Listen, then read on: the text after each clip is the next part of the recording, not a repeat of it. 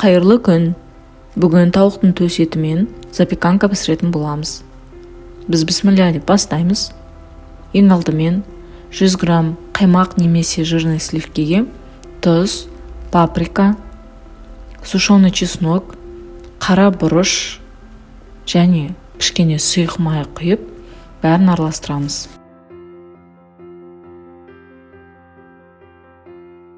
Тауықтың төс етін видеодағыдай тілім жасап, 15 минутқа жаңа дайындаған соусымызбен маринадтаймыз.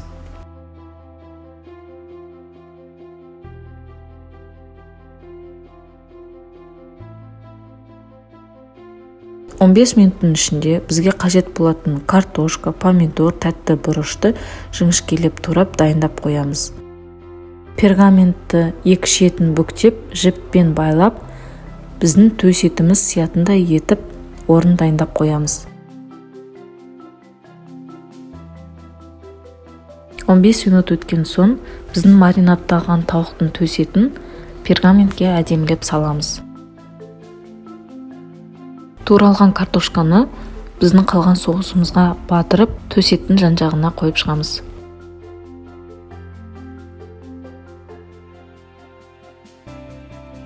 Туралған тәтті бұрыш пен помидорды төс еттің бетіне әдемілеп қойып шығамыз.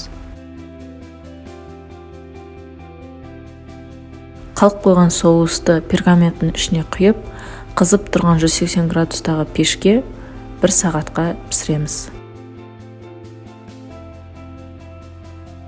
1 сағат өткен соң, запеканканың бетіне теркадан өткізілген сырды бетіне сеуіп, қайтадан 5 минутқа жібереміз.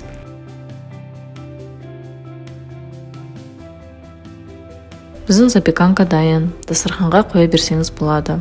Еті өте жұмсақ, суы ағып, иісі бұрқырап, күшті болып пісті.